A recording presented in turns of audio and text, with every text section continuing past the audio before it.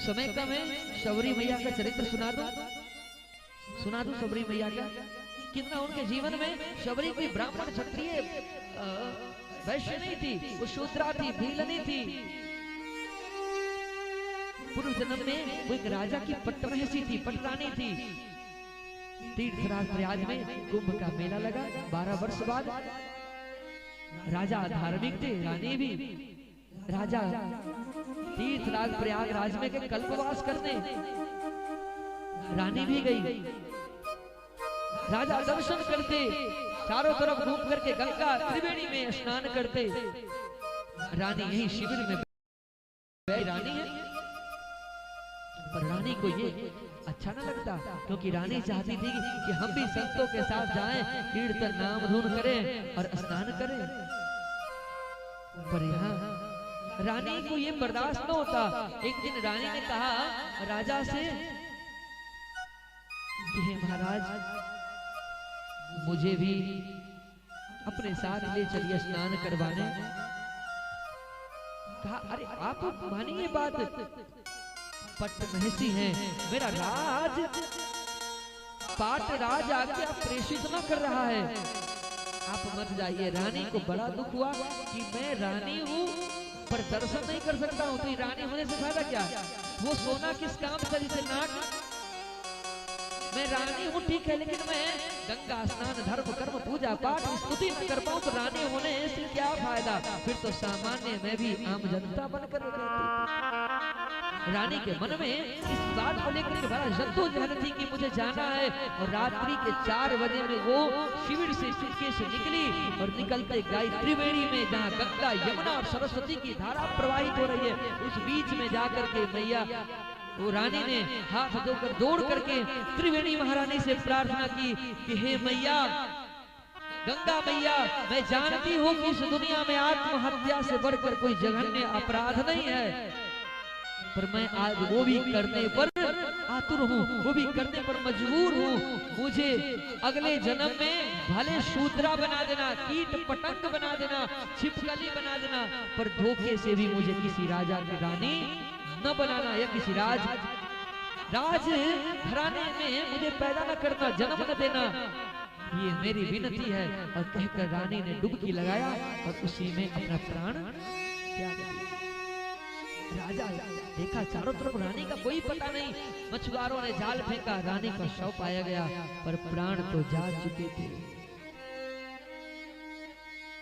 कि भक्ति बीज पलटे नहीं, मिलहि संत को संग।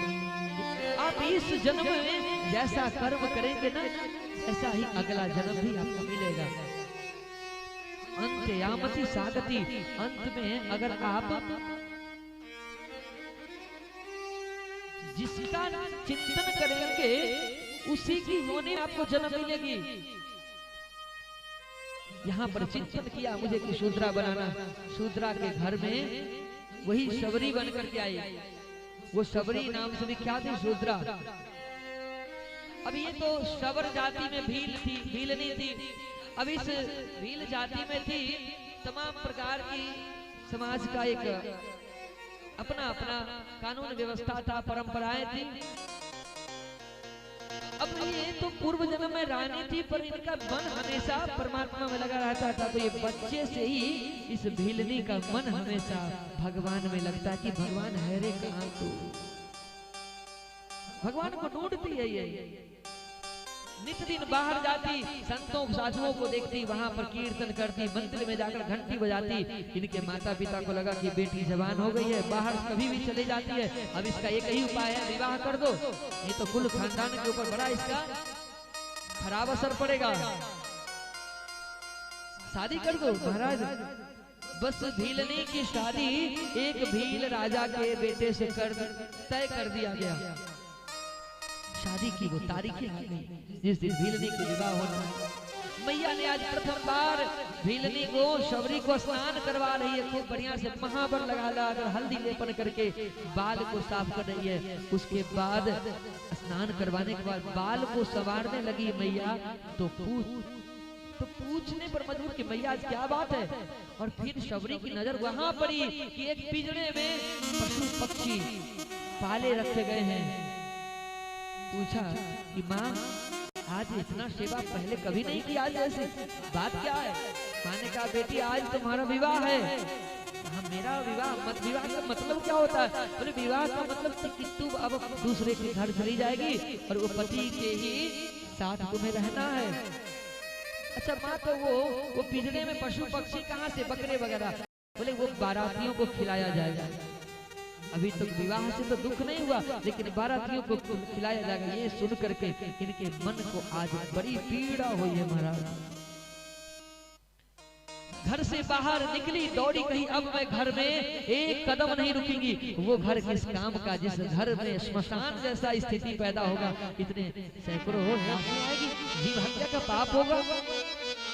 शबरी निकली, दौड़ी दौड़ी गई, सोची अब कहाँ जाऊंगी, अकेली लड़की रात में, किसका व्यवहार कैसा, कोई पराया मिल गया हमारे साथ, कैसा बर्ताव किया, मैं लड़की जाती हूँ, इसका बिल्कुल भी सोची नहीं। एक वृक्ष के पास गई और वृक्ष के पास जब गई तो एक पत्ता वृक्ष से टूट करके गिर रहा था। उस पत्ते को देख करके इसके मन में वैराग्य जागृत हो गया। एक पत्ता पेड़ से गिर रहा है और उस समय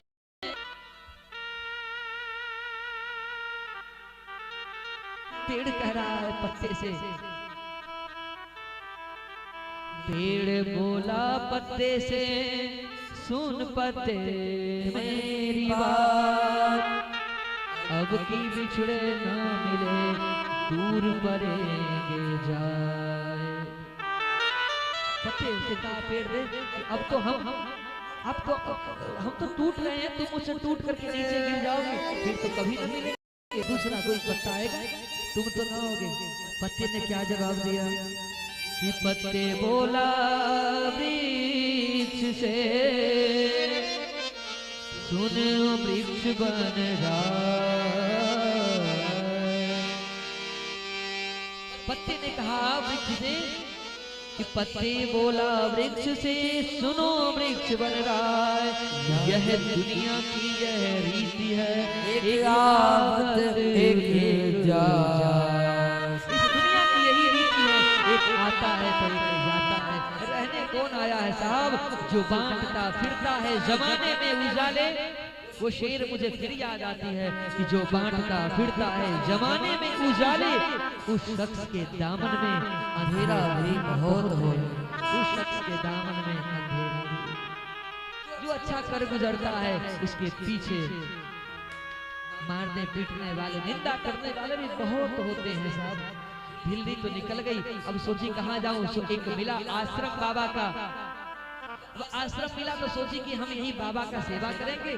तो ये मतंग ऋषि के आश्रम में पहुंच गई, लेकिन ये रात में रहती कहाँ है, तो एक झोपड़ी बना ली है घास फूस का, उसी में रहती है। और सुबह 4 बजे मतंग ऋषि महात्मा कई मंडलियों के साथ गंगा स्नान करने जाते हैं, तो उस रास्ते को 4 बजे ही भीलनी उठ करके झाड़ू लगा देती है, साफ करती है।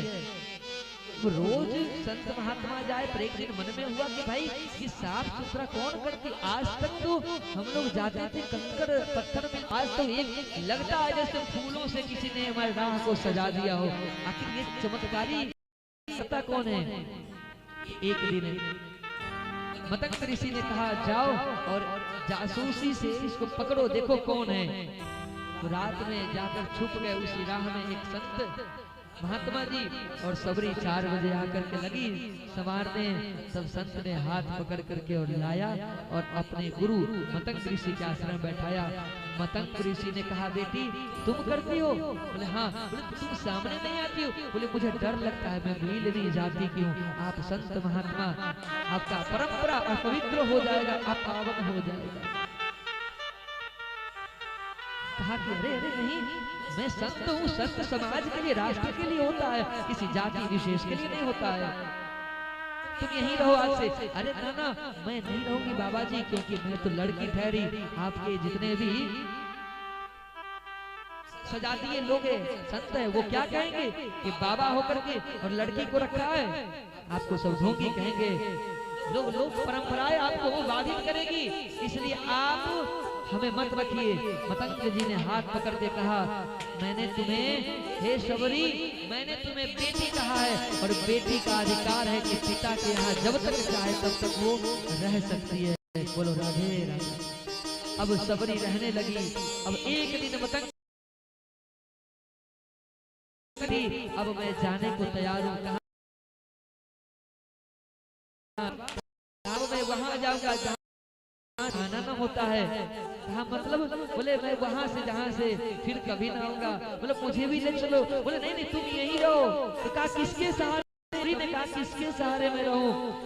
शबरी से कहा महात्मा मतंग रहे कि बेटी तुम आज से यहीं रहोगी, और तुम्हारी श्रद्धा भक्ति अनुराग से मुझे लगता है और मैं आश्वासन देता हूँ कि तुम्हें भगवान के पास नहीं जाना पड़ेगा, बल्कि भगवान ही एक दिन तुम्हारे पास दरवाजे पर आकर के और तुमसे सेवा लेंगे।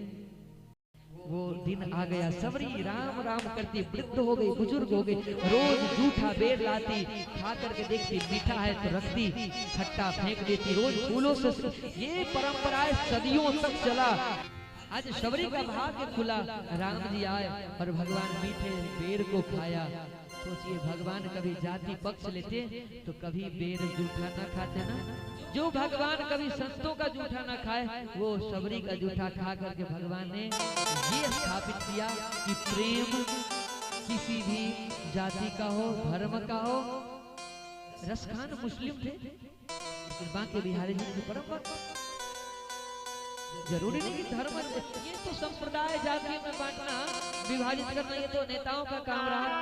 और यहाँ तो केवल भक्ति बिना सब साधन झूठा।